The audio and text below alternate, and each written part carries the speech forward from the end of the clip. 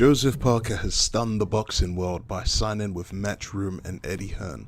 Ladies and gentlemen, you're watching Remstar Says So.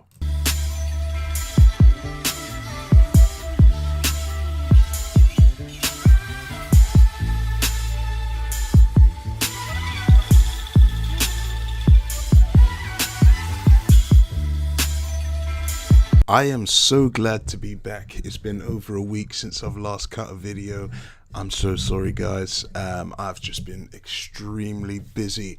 I've got tons of videos to make, so over the weekend I'm sure you're going to get absolutely sick of hearing my voice. But Remstar Says So is back after a short break. Let's get right into this one. Jospeh Parker has signed with Matchroom Boxing in a free fight deal, fighting for Hearn, fighting across Matchroom and Matchroom USA. In what looked like he was going to re-sign with Duco Events, Jospeh Parker has decided to access and exercise his right as a free agent to shop around for a deal. David Higgins looked really upset and really pissed off that he's lost his star man and his key to boxing, but at the same time he was quite honest and adamant that he wanted the best for Jospeh Parker, and he realized that he just couldn't compete anymore. Once Jospeh Parker lost that WBO title, it was always going to be downhill for Parker and Duco with David. And then after the loss to Dillian Whyte, after the AJ loss, back-to-back losses, his stocks just dropped ridiculously. I do know Jospeh Parker had a fight towards the end of 2018, but that was more like a bit of a knockover fight, just to sort of stay relevant and stay busy. But since then, clearly Duco couldn't offer Jospeh Parker the money that he wanted. Jospeh Parker and David Higgins said that they had meetings with several people, and there was offers there from Al Heyman to join the PBC. There was offers from Bob Arum to join Top Rank, and I wouldn't be surprised if Frank Warren would have put his name in the hat as well. But when it came down to it, it looks like Hearn was offering the most cheese, and that is realistically what drives these boxers to sign for promotions and promotional fights. My only issue is Jospeh Parker coming to sign with Hearn. I don't know how much of a success this is going to be. When you think about it, Jospeh Parker is a New Zealand fighter, and Matchroom, you know, they're based in the UK and the USA. Yes, he does have a bit of a name for himself in the UK, but it's not a wanted name, and it's not a name that, you know, UK fans are really going to respect. He's fought in the UK, three times? One was a controversial win over Hughie Fury, which a lot of people thought that he lost in Manchester. Then he lost his WBO strap to AJ, and then he lost on points to Dillian Whyte. He's fought in the UK three times, and all three times he's lost twice, and some people think it should have been three times. So what exactly is he going to do here? I think Hearn's going to try and push him out to the American market, and I think that that's also going to be a strange move as well. The American market are not going to forget that Deontay Wilder tried to get the unification fight with Jospeh Parker, and, you know, they turned Wilder down to go and sell their belt to AJ in a fight which it sounds like Jospeh Parker walked away with anything from about 12 to 15 million pounds. What can Jospeh Parker do now? I watched an interview of his online, and Jospeh Parker said that he really wants to build his way back up to becoming a world champion again. So clearly, I'm guessing these first two fights, it sounds like he might be fighting Molina and then somebody else, and if he looks good in both those fights, you might see Parker versus AJ rematch, or you might see Parker versus Whyte rematch, and if he comes through that, then you get the Joshua fight. You can tell that Hearn's not really sold on Jospeh Parker, hence the length of this deal. A free fight deal, you can't really do too much with somebody in a free fight deal, especially somebody who came off the back of two really bad losses. But, you know, building your way back up and fighting Eric Molina, that is a start.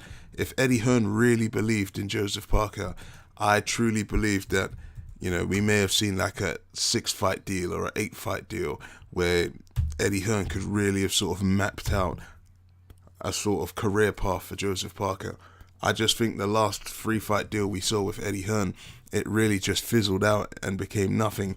That was Amir Khan who was supposed to fight 2 knockover bums and then fight Kell Brook, and that never happened. We also saw Luis Ortiz on what I believed was a 3 or a 4 fight deal, which was supposed to lead to the Anthony Joshua fight. Once again, never happened. I think when Eddie Hearn signs people on these short deals, it's usually because he doesn't know what the hell to do with these people. So yeah, it's now been officially announced Jospeh Parker will be fighting Eric Molina on an undercard to try and build his name back. I don't know if you really want to fight Eric Molina. That's probably not the best person to fight. The reason why I say this is because Eric Molina has already been knocked out by Deontay Wilder and Anthony Joshua. And Jospeh Parker has not been known as somebody to carry power at the highest level on the highest stage. Now, going into a fight against an Eric Molina who was knocked out by Wilder in, I think, 10 or 11 and AJ in about 3 or 4, it's just not going to go well for him. Even Dominic Brazil knocked him out in 8. So he's going to need to deliver a knockout win, and it's going to need to come fairly quickly. When you look at Eric Molina, he's been knocked out by Chris Arreola. He's been knocked out by quite a lot of people, actually. And it's just not going to fare well for him. So what can I say? He really needs to make a statement if he can. There we go. Wilder in 9 rounds. Joshua in 3 rounds. Brazil in 8 rounds. Chris Arreola knocked him out in 1 round. He is a bit of a knockover job, but at the same time, I just don't think that Jospeh Parker's got the power. But maybe Eric Molina's too far over the hill. At 37 years old now, this might be the prime time for Jospeh Parker to fight him. Who does Parker fight after that? Well, second fight in, maybe we look at Parker versus Usyk. Possibly. But we all know that Usyk wants the AJ fight, and that might be a fight that's too risky for him.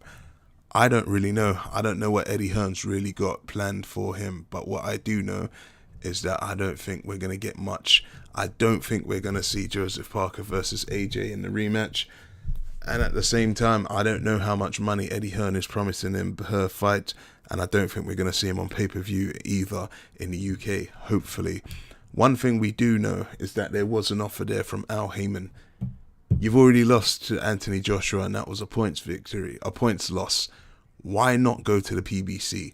The PBC probably has the highest stable of heavyweights out there. Wilder, Brazil, Luis Ortiz. There's loads of guys out there that he could have fought. He's already fought AJ and lost. He's already fought Dillian White and lost. I don't really see the point in him signing to Matchroom, but hey ho. What I did hear Eddie Hearn saying is that potentially we might see Parker versus the winner of Dave Price versus Dave Allen. But what we do know is that Jospeh Parker is a money man. And unless Eddie Hearn's going to run this on pay-per-view, I really can't see Jospeh Parker taking this fight. Anyway, guys, I just thought I'd make a quick video on this one because it's been a while and Remstar Says So is back. What is your thoughts on Jospeh Parker signing to Eddie Hearn and Matchroom? Would he have been better off with Frank Warren? Would he have been better off with Al Heyman? Would he have been better off with Bob Arum? Or should he have stayed loyal and signed a new deal with Duco and David Higgins? From what it looks like, David Higgins is now going to be Jospeh Parker's manager/advisor, and Eddie Hearn will be the sole promoter. It was originally reported that it was a dual promotional sort of setup, but no, Eddie Hearn is the promoter, and Duco Events / David Higgins is the manager/advisor. Where are they going to take this on a 3-fight deal? Because I don't think he fights Anthony Joshua in the 3rd fight.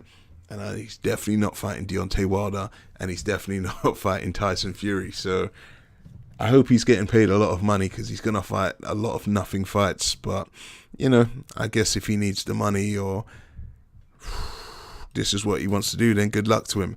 Let me know your thoughts, guys. Hit like, hit subscribe. That's the end of the show because Remstar Says So.